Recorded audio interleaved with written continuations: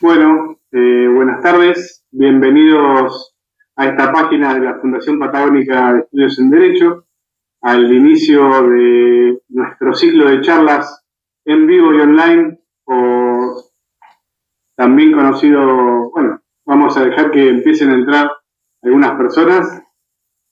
Recién arrancamos la transmisión. Bienvenidos, bienvenidas. Vamos a tomar unos mates mientras tanto, mientras van apareciendo los interesados en este ciclo de charla.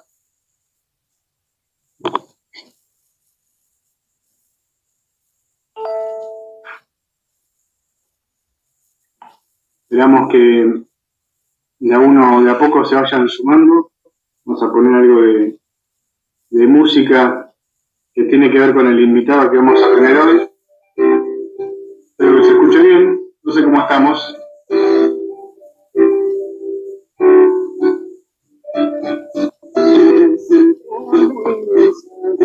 Ahí vamos. Casualmente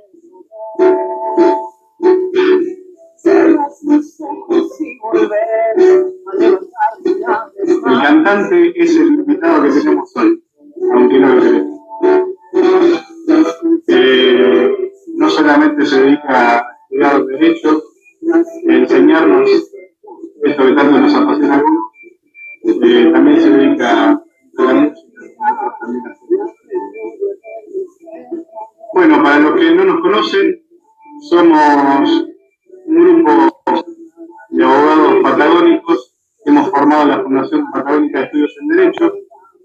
En esta oportunidad vamos a dar inicio con la charla de hoy al ciclo de charlas en vivo y online, o en vivo y en línea, así como alguna vez dijo Crónica en vivo y en directo. Bueno, nosotros hacemos en vivo y en línea un ciclo de charlas que está un poco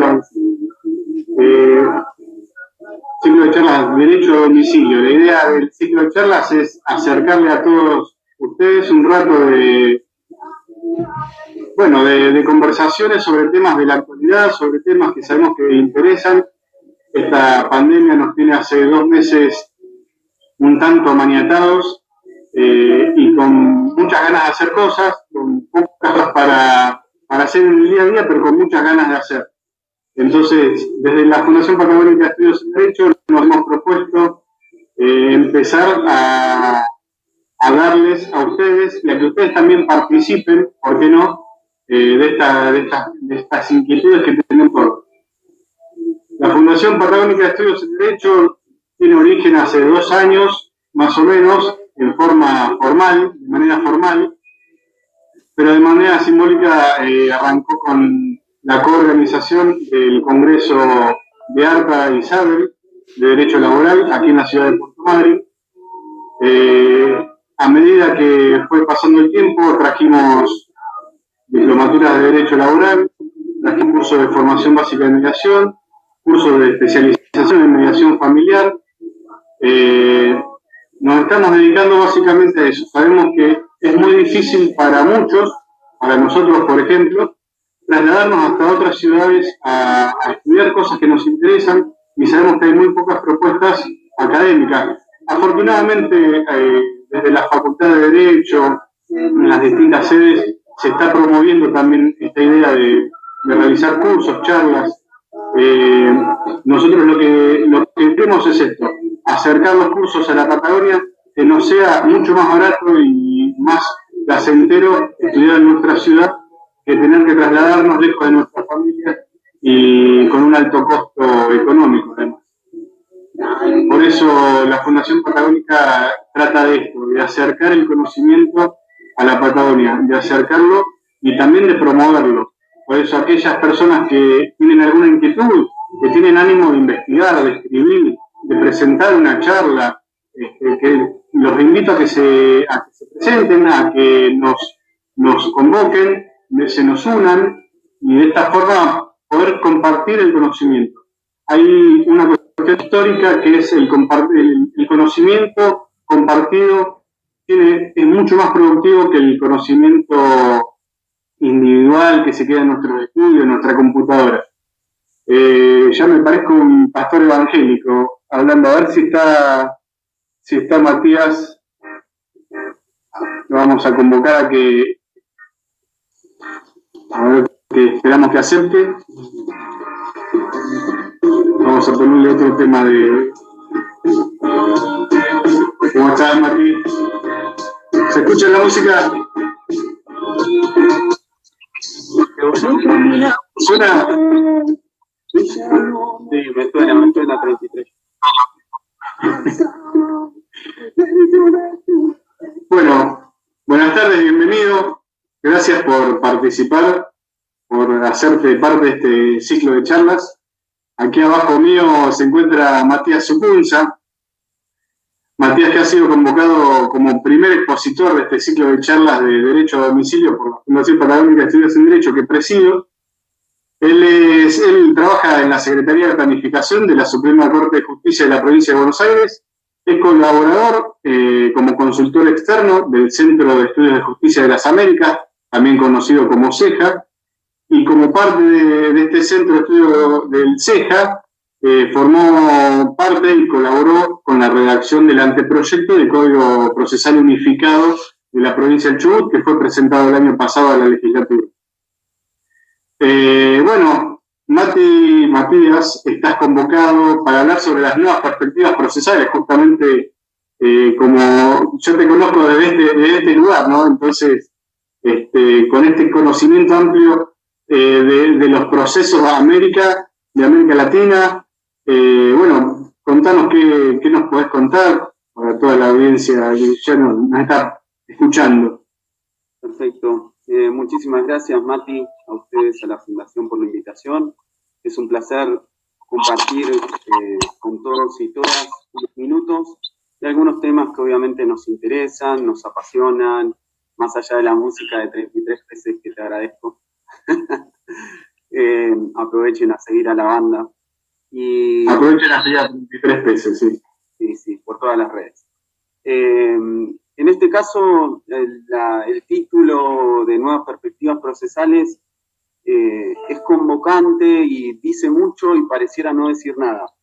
Mi idea, en este caso, Mati, es plantear una serie de ejes que me pueden parecer interesantes para compartir, para discutir, para propiciar discusiones, pero que considero al mismo tiempo que son ejes importantes para empezar a pensar soluciones distintas a problemas de siempre. Creo que eso es lo primero que diría. Tenemos, en términos de, si uno tuviese que pensar en términos de perspectivas procesales, es decir, qué se ha hecho, qué pasa y qué hay que hacer para mejorar, creo que lo primero que uno tiene claro es que no puede repetir los mismos errores del pasado. Si uno analiza ahora, yo creo que lo primero que podría decir es que hay 4 fenómenos claros que han determinado el estado de cosas. Uno es el proceso de constitucionalización y convencionalización que se ha consolidado por lo menos en estos 26 años. Ese primer fenómeno hizo que explote en la cara de los profesionales, de la justicia, del Estado, una serie de cosas que estaban invisibilizadas, que se miraban desde otra perspectiva, que no se consideraban.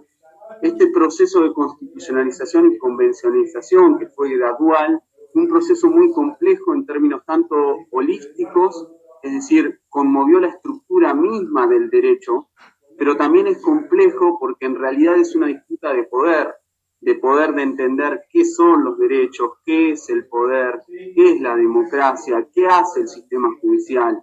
Respecto de todo eso, el fenómeno que se ha dado durante estas últimas 3 décadas vinculados a repensar la Constitución, la convencionalidad de las normas, los sistemas de integración, ha roto muchos de los ejes con los cuales trabajamos. El segundo gran fenómeno que uno debiera considerar es un proceso de acumulación de tradiciones muy problemático. Si uno tuviera que decir que este modelo no va más, el modelo procesal que nosotros tenemos, el tipo de intervención que el Estado promueve para resolver la conflictividad, no va más. Ese es el primer análisis. ¿Y por qué no va más? Un problema es este que señalaba, dado que el proceso de constitucionalización y convencionalización rompió el mapa y puso nuevos mojones de cosas, de objetivos, de valores, de bienes, que trastocaron toda la arquitectura que vos tenías. El edificio, que no es solo el edificio de tribunales, sino tu edificio jurídico, se implosionó y se edificó y vos quedaste trabajando a tientas. Bueno, ese es un primer fenómeno. Pero otro, que también es muy relevante, es un problema grave que traemos de arrastre, que es que cada vez que tuvimos que pensar en nuevas perspectivas procesales, lo que hicimos fue patear la pelota afuera y no hacernos cargo de los problemas que tenemos. ¿Qué es esto? Los constitucionalistas lo estudian mucho más y mejor. Que nosotros, en vez de hacer síntesis, de resolver los problemas, de dar discusiones y llegar a algún acuerdo, mejor o peor, pero a un acuerdo, acumulamos de las tradiciones legales y políticas las dos cosas. Entonces, ¿qué tenemos de arrastre? Una acumulación de tradiciones legales y políticas que son contrapuestas entre sí y que, sin embargo, perviven en los modelos que tenemos, entre ellos en el modelo procesal. Si ustedes van a la Constitución, yo doy siempre el mismo ejemplo, en el artículo 19, ¿qué tiene? Las acciones privadas de los hombres que en un modo ofendan la moral y el orden público quedan exentas de la autoridad de los magistrados y reservadas a Dios. Tenés lo mejor de la tradición liberal, que es las personas pueden hacer lo que quieren con su vida, pero al mismo tiempo lo peor de la tradición conservadora, que es siempre que no ofendan la moral, el orden público, las buenas costumbres. Ahí, otra vez, el constituyente, en vez de dar una solución, de hacer síntesis, dijo, bueno, para dejar conforme a los dos, pongamos las dos cosas y después vemos. Ese ha sido... Exactamente, ese es un cáncer que recorre toda la historia constitucional, los diseños constitucionales, los diseños legales. ¿Quieren verlo más concreto? Vayan al modelo procesal y díganme cómo puede ser que el proceso es público y, sin embargo, el principio dispositivo convive con la dirección del juez y la publicación del derecho. Díganme cómo, si el proceso es público y el juez tiene el deber de promover y de impulsar esos procesos, ¿por qué existe la caducidad de instancia? Díganme por qué, si busca la verdad el proceso, existen tachas a las pruebas, sí, si una persona tiene menos de determinada edad, no puede ser testigo porque la ley le dice que no, cuando en realidad lo importante es si esa persona vio, oyó algo a través de algún sentido. Entonces, esas contradicciones está plagada el sistema. Entonces, un segundo gran problema que tiene que ver con la respuesta que intento dar y que creo que el Código de Chubut sí logra muy bien ahí, es qué tipo de respuesta debiese darse. Anticipo, una respuesta integral, una respuesta sintética, una respuesta que al problema de la acumulación de tradiciones legales y políticas contrapuestas dé una respuesta integral, única, que discuta, que haya que discutir, pero que lleguemos a un acuerdo donde podamos saber cómo operar, ¿sí? Esto se refleja, después voy a tratar de volver, pero en muchos momentos, en distintos... Sí. Lo voy a tratar de recordar, si te...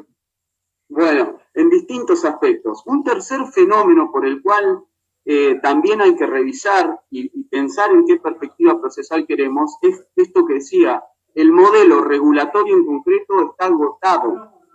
¿Qué quiero decir con esto? Si ustedes van a la regulación del modelo normativo en concreto, van a ver que el modelo sigue pensándose como un asunto privado. Más allá de que digan que el proceso es público, que es tan importante como un servicio público porque se compara con un hospital, porque la mar en coche, la realidad es que las partes siguen disponiendo totalmente del tiempo de la estructura judicial. Entonces sigue tratándose el proceso como si fuese un asunto meramente privado. Segundo gran problema del agotamiento de este modelo normativo regulatorio, estoy hablando del Código Procesal Civil y Comercial, y esto se extiende en crítica a los demás fueros. ¿Cuál es? Que la conflictividad en la cual está pensando ese modelo normativo es una conflictividad eminentemente individual y de tinte patrimonial. El proceso de constitucionalización que voló del mapa esa idea. Ejemplo concreto, para que no digan, esto parece mucho filosofía de la música. Concreto, ustedes van al CPCC o a cualquier otro y ven que para un recurso tienen un tope patrimonial. ¿Qué le estás diciendo al legislador ahí? que su conflicto vale según cuánto cuesta en plata.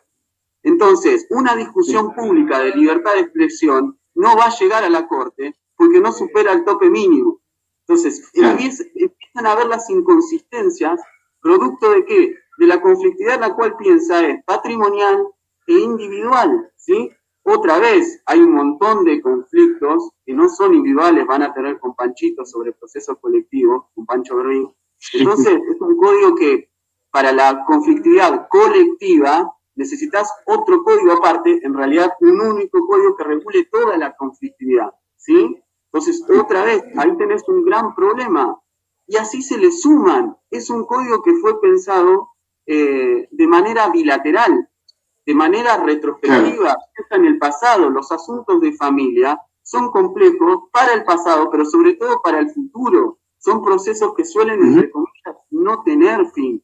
Entonces, para ese tipo de conflictividad, ya no hablo de un proceso colectivo, hablo de otro tipo de conflicto complejo. Las soluciones que te brinda el CPCC no sirven porque no hay vencedores y vencidos. La lógica de los códigos actuales es de vencedores y vencidos. Es un código carente de todo tipo de control. La estructura judicial no rinde cuentas de nada ni a nadie. Díganme, desde un kiosco hasta un hospital, ¿cómo puede ser que no existan objetivos institucionales, rendimientos, rendición de cuentas, control de lo que se hace? Es decir, obviamente hay un problema enorme, el que quieran, porque los sistemas que tenemos no sirven. Siempre pongo el mismo ejemplo, porque es un ejemplo con estudio empírico muy serio de la Universidad de General Paz, que lo llevó adelante Maurito Benete, 1126 sobre justicia federal. De 1126 denuncias hechas ante el Consejo de la Magistratura Nacional entre 2015 y 2017, ¿sí? Solo se investigaron 4. Y de esas solamente se sancionaron 2 con apercibimiento. Entonces, esa es una muestra muy concreta del problema que tenés de raíz, de que no hay ningún tipo de control de nada, ¿sí? Ni de qué se hace, ni de cómo se hace. Pero además tenés otro problema enorme, que es que la estructura judicial está pensada bajo una lógica del siglo XVIII. La forma en que no hay gestión profesional de los órganos jurisdiccionales. No hay gestión profesional ni planificación de la estructura judicial. Entonces, y eso viene de la mano de un modelo que está obviamente agotado. Y el último gran desafío es que se han sumado una serie de necesidades, de discusiones y de herramientas que son nuevas y desconocidas, entre comillas, para nuestro ámbito, y que exigen destrezas para los abogados, para los profesionales, para los que litigan, para los que trabajan adentro de la justicia, que son un problema porque están a años luz de lo que hacemos. Entonces, este combo, diría Mati, de 4 grandes problemas, constitucionalización y convencionalización que se consolidó y te tiró la estantería abajo, ilegales, segundo gran problema, modelo normativo totalmente agotado porque no responde al tipo de conflictividad, al tipo de problemas, al tipo de necesidades que tenés, y nuevos desafíos, nuevas herramientas, nuevas necesidades. ¿Qué te dicen? Esto no va más, hay que buscar algún tipo de solución, ¿sí? Y en eso, ¿qué yo diría? ¿En qué abreva? Y miren, lo que yo les diría es que, si tuviese que decir algo en torno a perspectivas procesales, es que hay que buscar algún tipo de modelo que sea integral, punto 1. Segundo, que no se compre ni se venda según etiquetas, porque las etiquetas no existen. Ahora voy a explicitar qué quiero decir con ambas cosas. Y tercer punto, no debemos volver a hacer lo mismo de siempre. Ese es el tercer punto. Sí. ¿Qué quiero con no debemos volver a hacer lo mismo de siempre? No me alcanza con 2020, porque 2020 vuelve a ser más de lo mismo, ¿sí? ¿Qué quiero decir con esto? Transformar la justicia y todo, perdón, me corrijo, generar un tipo de intervención estatal que sea eficaz, eficiente, que esté en correlato con los valores constitucionales, y que genere una respuesta institucional idónea a la conflictividad individual y colectiva, no es 2020, no es oralidad y no es un código procesal sesgado. Eso no es. ¿Sí? Bien, ¿qué ha pasado, Mati, en Latinoamérica? Lo que yo diría que en Latinoamérica, calculá que de 2007 a 2016, 8 países hicieron reformas estructurales. Esto mismo que hoy se discute en Argentina, en otros países, ya desde el 2007 acá, ya concretaron reformas, implementaron reformas, están en procesos de revisión. Entre ellos, por ejemplo, los 8 países que hicieron reformas: Salvador 2007, Bolivia, Nicaragua, Costa Rica, Brasil, Colombia y Ecuador. Todos esos 8 países llevaron reformas adelante y han tenido más o menos una impronta similar. De alguna manera, Mati, si ustedes ven los recorridos de todas esas reformas, van a ver que en el fondo, de mayor o menor medida, estos 4 ejes que planteábamos estaban atrás. ¿Qué sí podría decirte? ¿Qué rescataría? Primero, que todas esas reformas lo que intentaron hacer es buscar respuestas, no sé si integrales, pero sistémicas. Entonces, ese fue un punto favorable. Todas las reformas tuvieron un enfoque de política pública. Ese es un valor que la reforma de Chubut, el código que se propicia, lo tiene. Y un enfoque de derechos, te diría, más o menos, pero todos lo tuvieron. ¿Qué también te diría? Ninguno de los proyectos se condice con los modelos activistas o garantistas. ¿Sí? Porque, y ahí sí, ahí viene mi crítica a las distintas reformas. El código que me parece mejor logrado, mejor te diría por distintas cosas, es el de Brasil del 2015. Esa es una regulación muy interesante por una serie de cosas que tiene, y también creo que tiene que ver con que es el que más incorpora y profundiza esta idea de buscar una respuesta integral. Sin embargo, lo que uno puede advertir en los 8 países que reformaron, Mati, es que se mantienen casi en mayor o menor medida los mismos problemas. Hace un chivo acá, pero es un chivo útil y práctico. A fin de mes seguramente va a salir, es un libro que escribimos con Marco Fandiño y con Lorena Espinosa desde el CEJA, donde es un estudio comparado de las reformas a la justicia no penal o civil en América Latina. Es un estudio comparativo, es justamente sobre estos 8 países, va a salir a fin de mes, va a ser totalmente de acceso gratuito, libre, así que cuando esté yo se los mando, y si no lo pueden encontrar en la biblioteca del CEJA. Calculo que a fin de año va a estar, a fin de mes va a estar ya subido e impreso. Así que ahí van a tener un estudio pormenorizado de estas cosas que le digo, pero lo interesante también, ¿qué es? Es que como estas reformas, las reformas no nacen de cualquier lado, sino que nacen, como decía, de un proceso complejo de poder, tienen recortes que suelen ser problemáticos. Entonces, en todas las reformas, ¿qué sí vas a encontrar? Que tienen buenos, por ejemplo, El Salvador o Nicaragua o Honduras, tienen buenos sistemas de litigación. ¿Por qué? Porque tienen menos pruritos y menos objeciones en términos de prueba. Entonces son sistemas que brindan mejores condiciones porque refuerzan el contradictorio, refuerzan la libertad probatoria, pero sin embargo tienen un déficit enorme en cómo dialoga el proceso con los mecanismos de solución de conflictos consensuales. Entonces vos vas a encontrarte con que suman por un lado, pero restan muchísimo por los otros. Otra vez, empezás a ver cómo abajo o arriba o por el medio, los mismos problemas que señalábamos antes te empiezan a permear y a generar discordancias graves en los diseños procesales que promueves. Entonces, muy difícil una reforma general, estructural. Integral, una reforma que empieza a dialogar. Es decir, yo no ahora voy a volver sobre esa idea de qué estoy diciendo con un código o con una, tampoco es un código, con una propuesta de regulación de intervención estatal de la conflictividad integral.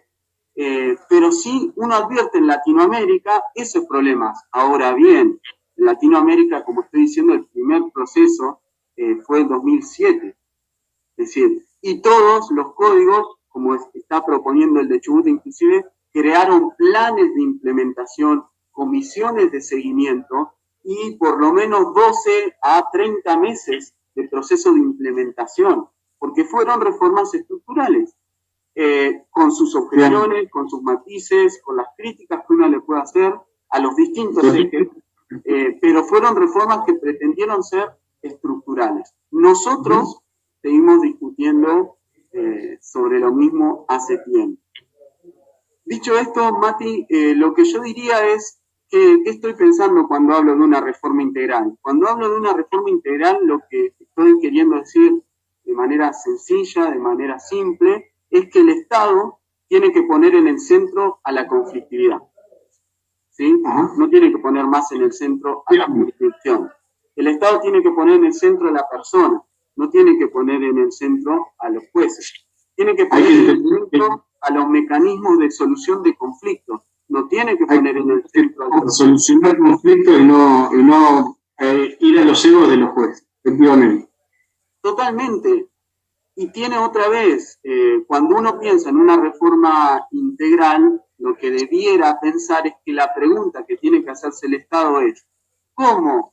¿De qué manera? ¿Cuál es la forma más eficiente, más razonable, que respeta de mejor manera el ideal de derechos, de valores, de poder y de democracia que consolidó la Constitución en 1994? Entonces, lo que el Estado debiera preguntarse es ¿qué tipo de intervención regulatoria tengo que darle yo a las personas para que puedan resolver las conflictividades que tienen, individuales, colectivas?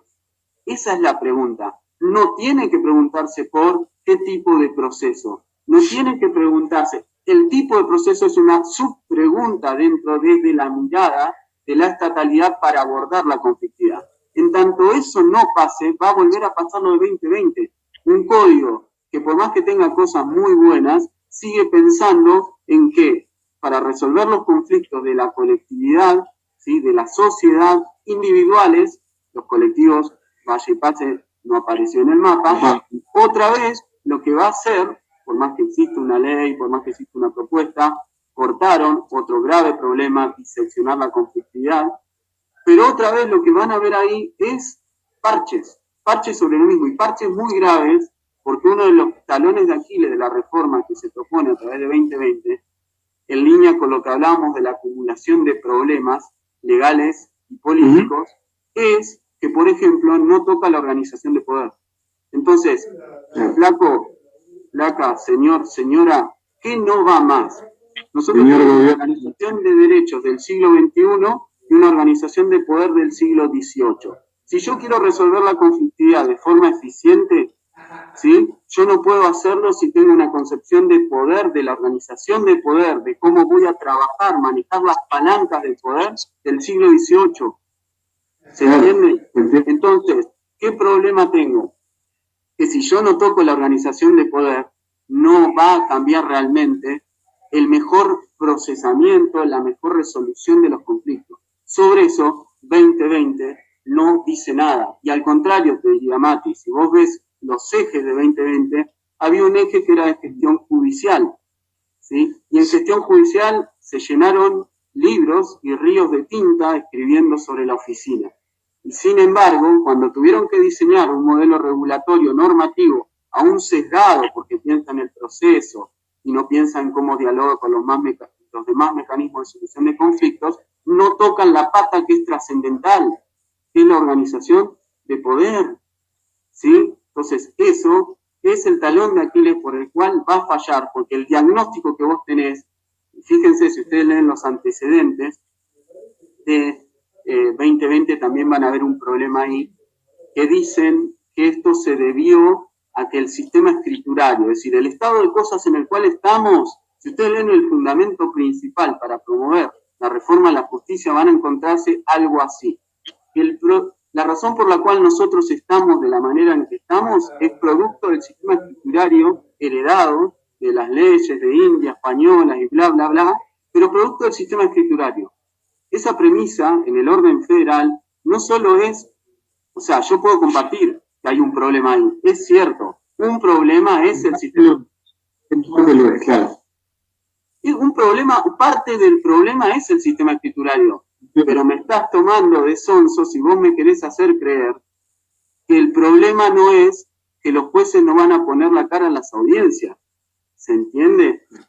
Sí. ¿Por qué te digo esto? Porque desde la década del 90 el Código Nacional Procesal Civil y Comercial tiene un sistema de audiencia, una audiencia preliminar y audiencias de prueba. Entonces el problema no era el sistema escriturario, el problema era que como a los jueces y al Poder Judicial y a la estructura no lo controla nadie, ni nadie le puede hacer rendir cuentas, ningún juez iba a una audiencia, ni ninguna jueza iba a una audiencia y no pasaba nada, salvo que la jueza o el juez quiera ir. Entonces, fíjense, cuando me dan ese argumento, y ahí tienen un problemón, un modelo integral, lo que debiese tratar de hacer es promover ¿qué cosa?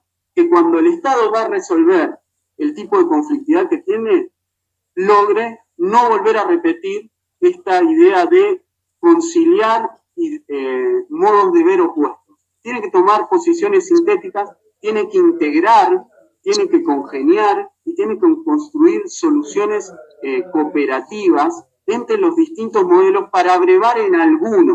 Podrá ser mejor o podrá ser peor, pero hay que buscar una solución sintética. ¿Sí? Por uno en definitiva. Exactamente. Sí, obviamente, Mati, si vos me preguntás, ¿y qué quiero decir esto en los hechos y concreto? Miren, una regulación integral, el próximo Código Procesal, yo me acuerdo cuando discutíamos con ustedes en Chubut, yo no le hubiese puesto Código General de Proceso, le hubiese puesto ley sobre la regulación de los mecanismos de solución de conflicto individual y colectivo. Pero imagínense si uno pone ese nombre, la disrupción para los operadores que obviamente todavía hemos sido educados bajo una lógica que la estamos rompiendo. Pero la realidad es que es eso. ¿Por qué? Porque un modelo integral, un próximo código en Chubut o en Argentina no puede regular solo el proceso.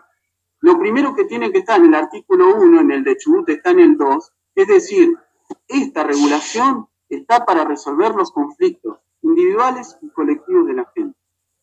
Y a partir de ahí diseñar la multiplicidad de mecanismos que existen, entre ellos el proceso. Entonces, un buen código integral dentro de una nueva perspectiva procesal en serio, ¿cuáles van a ser los ejes? Primero, va a estar pensado desde los conflictos. Ese es el punto 1. Individuales y colectivos. No más regulaciones separadas, discordantes, que generan contradicciones, que esconden cosas bajo la alfombra. No, regulación de la conflictividad desde un único lugar. Segundo, obviamente, esa regulación va a estar estructurada desde la Constitución convencionalizada. ¿Qué quiero decir con esto? Que la regulación que yo dé tiene que ser compatible con la idea de derechos, de poder y democracia que ya consolidamos. ¿Qué es esto? Miren, el enfoque de derechos, ¿qué dice? El enfoque de derechos es una herramienta propia de los derechos humanos. Que las personas ya no tienen más necesidades. Para los administrativistas esto era muy común, que decime, che, ¿tenés un derecho subjetivo, un interés legítimo o un interés simple? Porque si no, depende de eso, te admito en la jurisdicción. Si no, no tenés caso, ¿eh? No existe más, flaco, eso. No existe más, ¿por qué? Porque el enfoque de derechos te barrió por tierra, porque las personas no tienen más necesidades. ¿Qué tienen? Derechos. ¿Y qué son los derechos? Obligaciones jurídicas, exigibles y justiciables plenamente ante el Estado o ante cualquier otro agente. Entonces te voló por el aire. La idea de conflicto también es relevante porque van en línea con la idea de caso judicial. Entonces, ¿yo qué tengo que plantear? Un conflicto. Cuando ese conflicto tiene relevancia jurídica porque hay intereses contrapuestos y demás, lo que hay es caso. La noción habilitante de la instancia judicial es el caso. Entonces, el enfoque de derecho que te dijo, hay derechos, no necesidades. Primer punto. Tenés mecanismos de resolución. ¿Por qué? Porque el poder ya no es más discrecional. El poder ya no es lo que quieren hacer. ¿El poder qué es? Es rendir cuentas. Entonces vos, juez, no podés tomar la audiencia cuando querés. Vos, juez, tenés que venir a tomar la audiencia a hacer tu trabajo. ¿Se entiende? Y la idea de democracia también se reconfigura fuertemente. Porque la idea de la democracia ya no es simplemente periódica, electiva. No, la idea de democracia, cuando vean con Panchito colectivos, es flaco, yo quiero participar de manera igualitaria e informada en todos los escenarios de la vida pública. Y la vida pública no solamente es ir a votar, sino participar, por ejemplo, como amicus curiae, en un proceso colectivo, ¿se entiende? O poder cuestionar una decisión de la administración para generar mejores condiciones de vida en términos de salud, de discapacidad o de lo que sea. La democracia, tienen papers muy interesantes acá de Carlota Usín, el Poder Judicial se reconfigura como un microcosmos democrático también, porque los procesos colectivos, pero también los individuales, son lugares donde ir a disputar la agenda de derechos personales, individuales o colectivos. Entonces, pienso en los conflictos, pienso en esos conflictos, la regulación estatal tiene que ser pensada bajo esta lógica, bajo esta impronta. Cualquier regulación que no tenga en consideración esta impronta no debiera pasar un test de constitucionalidad o razonabilidad, ¿sí? Habrá algunos grises, pero a mí en el proyecto de Justicia 2020, miren, es absurdo, ridículo y un insulto a estos valores que en el proyecto actual te diga, la Corte puede llamar a audiencias públicas cuando quiere, de la forma que quiere, y si llama a amicus no hace falta que valore en su decisión los argumentos que nos dieron. Eso es lo que hace la Corte, eso es lo que no puede pasar, ¿se entiende? Porque si nosotros dijimos que queremos respuestas integrales, necesitamos que eso sea valorado. Otro de los puntos fundamentales es que esta regulación integral tiene que tener un código único, una regulación única que además sea transversal. ¿Qué quiere decir transversal? Que cuide de forma sincera las distintas modulaciones de ciertos sujetos desaventajados, estructuralmente desiguales. Entonces, esa regulación transversal, ¿sí?, integral, también tendrá que cuidar eso en sus distintos microsistemas. Otra de las consideraciones que también me parecen relevantes es que tiene que ser un código responsable. Cuando digo responsable, ¿qué quiero decir? Que exista una transformación radical del tipo de organización judicial, ¿sí? ¿Qué hay que cambiar? Y hay que cambiar la organización judicial, la forma en que está concebida, hay que cambiar el modelo de gestión que se tiene, ¿sí? Y también hay que cambiar los mecanismos de rendición de cuentas. Necesitamos... Esto que se habla de la separación de las funciones, de la separación del rol del juez como de la jurisdicción del juez y de la parte administrativa del juez, es lo que implementaría la famosa oficina judicial. Exactamente. Todas estas líneas... Las oficinas judiciales penales, pero bueno, en civil o en los no penales ya tienen cierto resquemor. Sí, ahora vuelvo sobre eso, Mati. Perdón que yo me entusiasmo. Claro. Como que no, está bien. Estamos charlando, así que... estás charlando más. Me emocioné, ¿viste? Y bueno. Sí, ahora vuelvo sobre eso para decir algunas cositas muy puntuales sobre instituciones. Pero lo que quería recuperar es eso, pasando en limpio. El modelo regulatorio que tenemos, hay una cosa que también hay que tener en claro, gente. Una cosa es el modelo normativo. Los códigos procesales son modelos normativos. Las reformas procesales y las reformas de los sistemas de justicia no se hacen con los modelos normativos. Son una única pata. Pero creer que la sanción de un código modifica la realidad es fetichismo normativo. Eso no existe. Eso no va, eso no. Pero digo esto, ¿por qué? Porque otra vez una reforma integral debe estar enfocada desde un enfoque de políticas públicas y de derechos de modo integral, donde el modelo regulatorio es un insumo más de los restantes componentes. Ahora, no es menor que el modelo regulatorio debe ser en sí mismo integral. Y esa es la discusión que estoy tratando de dar. Una nueva perspectiva procesal debiese cuidar todas estas cosas para abrevar en algún tipo de modelo integral. Mi modelo integral es muy cercano al de Chubut, a cómo lo está pensando Chubut. Yo creo que es una respuesta. ¿Por qué? Porque de alguna manera el código de Chubut aprende de las malas experiencias y de las buenas del contexto latinoamericano, de las reformas de justicia universal y regional. Yo creo que logra un buen equilibrio ahí. Primero, como posicionamiento frente a la conflictividad, y segundo, en sus microsistemas. Los ejes,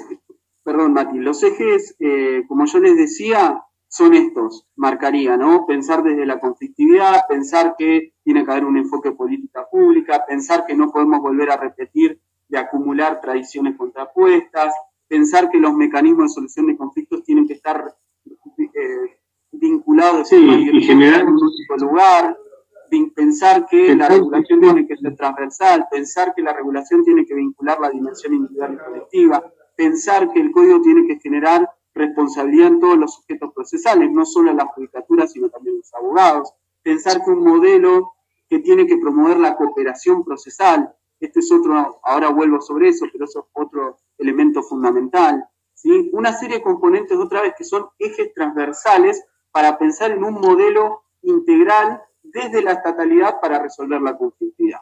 Entonces, el modelo actual está agotado, el modelo hacia el cual debiéramos virar y mirar tiene que ver con estos ejes que marcábamos, pero también tiene que ver, ¿sí?, con los valores, con el ideario valorativo, con los bienes que nosotros identificamos como relevantes en la Constitución convencionalizada. Esto no puede perderse de vista. La nueva perspectiva procesal debiese pretender construir un tipo de intervención estatal integral de la conflictividad, pero que tenga como insumos sustratos fundamentales y como norte los valores, bienes y derechos que nosotros reconocimos con jerarquía constitucional convencional y trabajar en pos de eso. Por eso no es admisible ningún código que no piense, por ejemplo, de forma transversal la intervención del género. Entonces, un código que mañana proponga una regulación descuidando ese valor, seguramente no solamente será una mala regulación, sino una regulación irrazonable, inconstitucional, inconvencional, como quieran catalogar. Entonces, estos ejes son el norte hacia el cual debiese trabajarse. Modelo agotado, necesidad de pensar cómo el Estado va a intervenir de forma mejor para regular la conflictividad, pero saber que esa intervención que va a proponer para regular todos los tipos de conflictividades tiene que tener cierto norte. ¿Cuál es el norte? Esto que marcaba. Derecho, poder, democracia como valores se transfiguran, se transforman y generan otro piso de mínima. Ese es el norte al cual hay que ir. ¿Esto en qué se traduce, Mati? En cosas concretas y puntuales, a lo largo y a lo ancho de toda la regulación procesal. Herramientas que me parecen fundamentales, que ya se están discutiendo, que a mí muchas veces me asombra porque gente que venía de otros lugares ahora reivindica cosas que están contrapuestas con lo que ellos decían, pero bueno, no importa. Sí. ¿Cuáles son las instituciones? Miren, una institución que se transforma y que es central que nosotros tengamos en cuenta es la legalidad procesal. Nosotros no podemos seguir pensando en la legalidad procesal como el sometimiento a un rito. En los nuevos códigos procesales, en términos de perspectiva procesal, lo que piensan es en procesos flexibles, si quieren llamarlo de alguna manera. ¿Por qué? Porque lo que está claro... ¿Cómo? Un proceso colaborativo de las partes, con el juez, con la jurisdicción, con el caso. Exactamente. Y uno de los puntos centrales ahí es, por ejemplo, que la legalidad procesal se transforma en la proporcionalidad procesal y en la adaptabilidad procesal, ¿sí? ¿Esto qué significa? ¿Esto en qué se traduce? ¿En qué cosas concretas? Y miren, ya no se va a decir como se decía antes, y ya no pasa, ¿sí?, que las partes o el juez no pueden adecuar el procesamiento a las características del conflicto. El cambio hacia dónde va? A generar que las partes y el juez puedan dialogar abiertamente. ¿Para qué? Para adaptar el proceso, las características del proceso al conflicto en concreto. Eso, antes, en el código actual, nosotros tenemos el mismo problema que antes mencionaba. Tienen, por un lado, todas las normas procesales son instrumentales para la realización de los derechos. Ah, genial, puedo acordar y flexibilizarlo. y al mismo tiempo todas las normas procesales son de orden público, rigidez absoluta. O el juez puede adecuarla, pero ¿cuándo? Si la adecua, la toca, la modifica, viola el debido proceso. Los microprocesos dentro del proceso. Esta adecuación de los microprocesos, es decir, de los diferentes conflictos que se van suscitando a lo largo de un proceso general.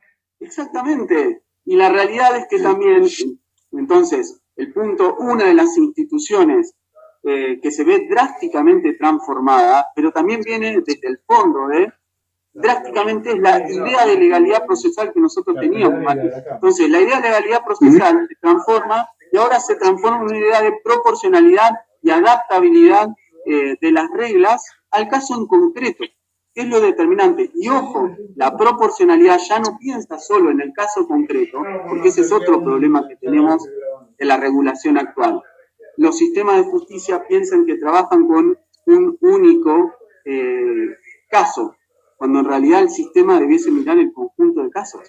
Entonces, hoy, si vos lees el Código Procesal, el régimen laboral o el que sea, pareciera que la justicia se agota en mi caso. Y en realidad, el sistema de justicia debiese pensar en cómo vincular mi caso con el resto de los casos. La proporcionalidad no solamente es la posibilidad de adecuar y valorar mi caso, mi procesamiento al caso, sino el conjunto de casos. Entonces, la idea de proporcionalidad que viene del Código de Quebec, el artículo 3 del Código de Quebec de Canadá, van a encontrarlo, el de Brasil está enunciado de otra manera, pero tiene la misma impronta, es una idea muy potente, muy fuerte, que acá se tradujo en una idea de adaptabilidad, pero otra vez, la adaptabilidad muy crítica al proyecto es que piensa en el caso individual y no piensa en el conjunto. Ligado a la idea de legalidad procesal aparece el case management. Y ojo también, Mati, esto te quería decir, la idea de legalidad procesal, ojo, pues yo lo vuelvo a ver y otra vez ves cómo se vuelven a replicar los mismos problemas. La legalidad procesal te explotó en la cara, ¿por qué? Porque producto del proceso de constitucionalización y convencionalización, vos tenés una pluralidad de fuentes. Entonces, cuando el juez va a dar procesamiento al caso, ya no tiene lo que dice el Código actual de Procesal Civil y Comercial de Chubut. Tiene la Convención Americana, el Pacto de Derecho Civil y Político, tiene un reglamento, tiene la jurisprudencia de la Corte. Entonces, ¿cómo se construye la regla al caso?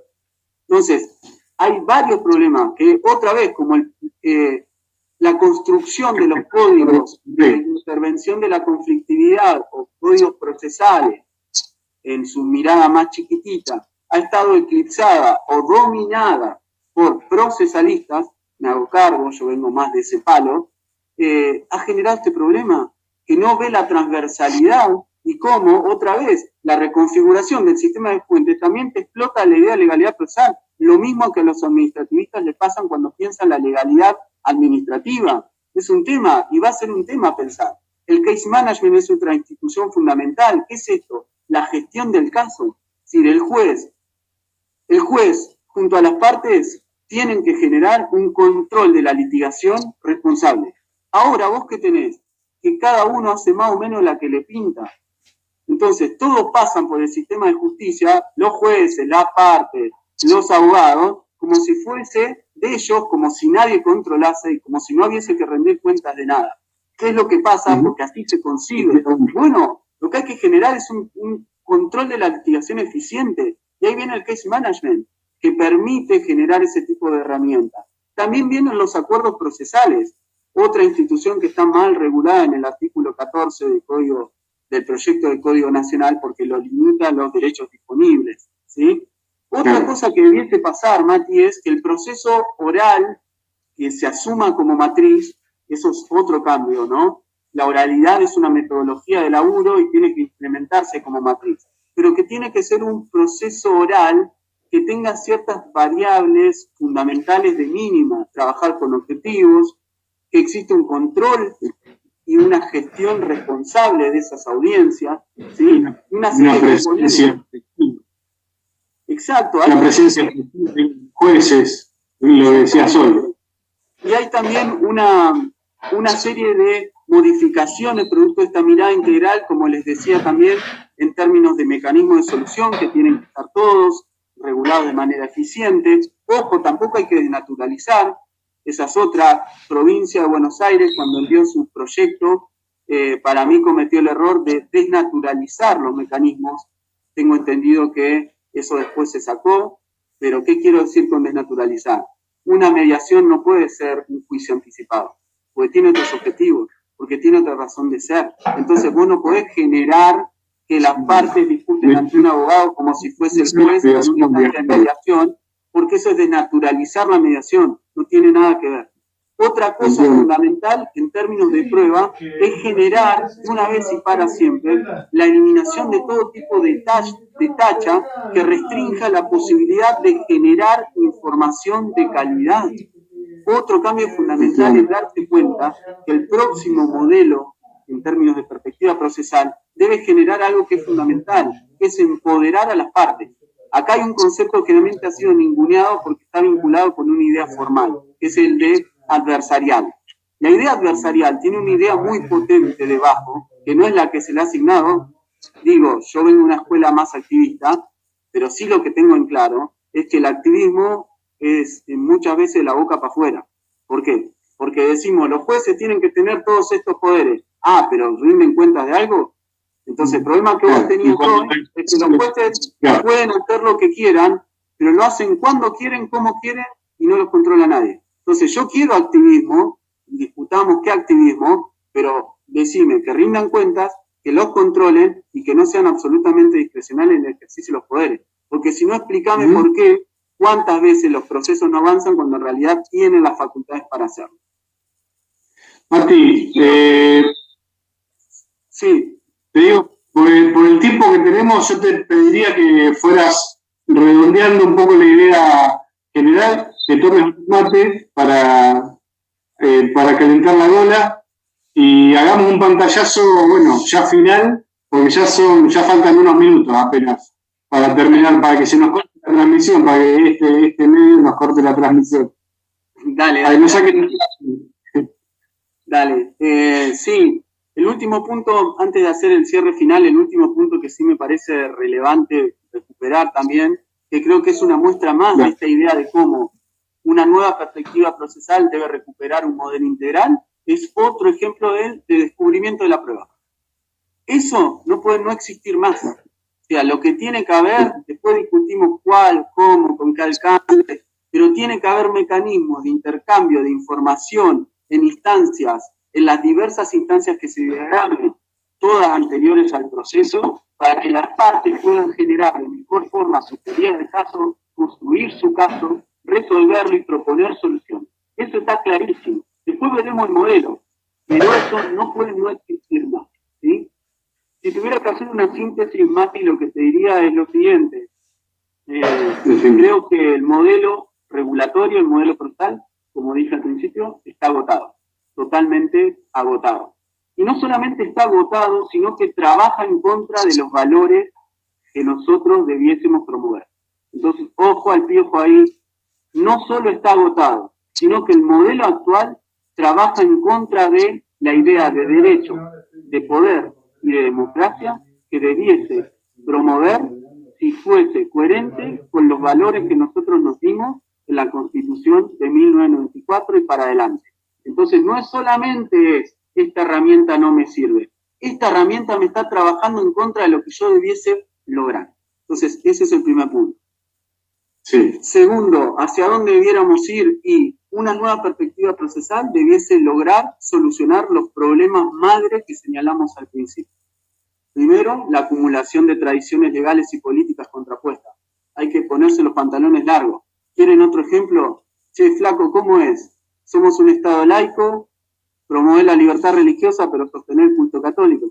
Bueno, de esos problemas por todo el lado. Entonces, eso no puede pasar más. Y si pasa, tiene que ser... Vos que estuviste presente, el anteproyecto del Código Procesal que hicimos en Chubut el año pasado, ¿cómo sintetiza estos problemas? ¿Cómo los resuelve? ¿Los resuelve?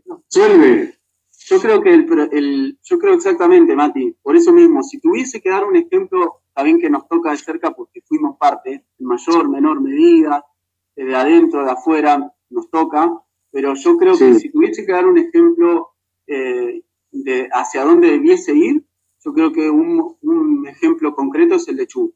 Y quisiera que la gente lo lea, lo discuta, lo vea. Obviamente como toca intereses, muchos intereses, pero yo creo que toca muchos intereses, pero para lograr la mejor solución posible. Entonces, el modelo de Chubut es un modelo integral, integrado, que pretende hacer síntesis y resolver cada uno de estos puntos que nosotros señalábamos. Hacia ese lugar debiese trabajarse. Y obviamente creo que el nuevo diseño regulatorio que se vaya a dar tiene que incorporar una serie de reformas estructurales, de nuevas destrezas, para las cuales va a ser fundamental generar capacidades institucionales, ¿sí? Capacitar, formar, dar otros marcos teóricos. Creo que eso va a ser fundamental. Pero otra vez, hay un modelo agotado, hay un camino claro hacia dónde hay que ir, tenemos en claro que hay un problema de regulaciones contrapuestas, pero también tenemos en claro que hay un norte hacia donde debiese regularse y que esa regulación debiese ser integral. No podemos seguir promoviendo parches parciales, sesgados o que regulen ciertos aspectos que nos interesan y esconder debajo de la alfombra otros. Eso es lo que diría, Mati. Bueno, Mati, la verdad que ha sido una charla más que esclarecedora, me parece, sobre el lugar hacia donde tenemos que ir, cuáles son los puntos flojos que tenemos hoy en día, y bueno, lástima que no nos quedó un tiempo para desarrollar justamente esta necesidad que se genera a partir de este trabajo en casa, de esta paralización de la justicia de hace 2 meses, que justamente con este tipo de resolución de conflictos, como bien vos explicabas, quizás podamos resolver de otra forma mucho más eficaz y más rápida. Sí, perdona que te meta cuchara. Eso ojalá que esta crisis va a ser una crisis que podrá ser una oportunidad, pero también es muy loco ver cómo otra vez vienen los oradores y los oráculos a decir que las tecnologías de la información y la comunicación van a salvar todo, cuando hoy vos lo que tenés es un problema machazo y madre de la estructura misma de la organización de poder. Entonces, ok, sí, comparto absolutamente, hay que trabajar en la consolidación de las TIC, pero ¿sabes cuál es el problema? Hay 250.000 criterios, hay tantos criterios jurisdiccionales como jueces hay. Decime cómo, hay tantos, cada juez hace lo que quiere, entonces arranquemos otra vez con los problemas madres, que son los problemas estructurales. Las TICs serán un medio, una modalidad, como lo es también la oralidad. La oralidad es un espacio republicano, un espacio democrático, pero es una metodología de laburo. Entonces, no es un fin en sí mismo. Las TICs lo mismo. Los que sí tenemos que resolver son los problemas que están abajo, dificultando la posibilidad de lograr esos acuerdos sintéticos. Por eso vos bien lo decías, Mati, que las oficinas judiciales son una de las grandes batallas que hay que dar, porque de esa manera se va a lograr profesionalizar la gestión. Yo creo que los abogados ahí tienen que poner laburo, profesionalizar la gestión judicial, lograr una gestión judicial profesional y que los jueces y las juezas se dediquen a hacer lo que saben, que es tomar decisiones. Y obviamente ahí se van a ver, Marita hizo un video en la escuela de capacitación, después yo tengo unos laburos, si los quieren buscar en academia gratuitos, que aparece la idea del juzgado corporativo, que es otra idea sintética, la idea del juzgado corporativo como lugar donde los jueces se encuentran a discutir, se ven la cara y acuerdan criterios comunes de procesamiento y demás, es otra muestra de la síntesis hacia la cual hay que trabajar. Bueno, Mati, te agradezco. Muchas gracias por dar inicio a esta charla de derecho a domicilio, que cada uno de los que ha entrado se ha podido entretener un rato con nuestra charla, con tu charla sobre todo. No, gracias a vos, gracias a la gente de la Fundación, que creo que el laburo es fundamental. Como saben, yo soy chubutense, así que mi corazón está ahí y mi memoria y todo, pero bueno, sí creo que es un trabajo fundamental el que hacen y para lo que necesiten, la gente que esté interesada, como les decía, en academia y laburo, si no, nuestro mail personal vos lo tenés, lo circulás. Bueno. Gracias. Quedan 20 segundos quedan y los convocamos, aprovechamos estos 20 segundos para convocarlos al jueves, este jueves a las 5 de la tarde, también en vivo, con el doctor Guillermo Cosentino, que nos va a hablar sobre proceso y tecnologías, justamente. Un abrazo grande, Mati. Nos vemos.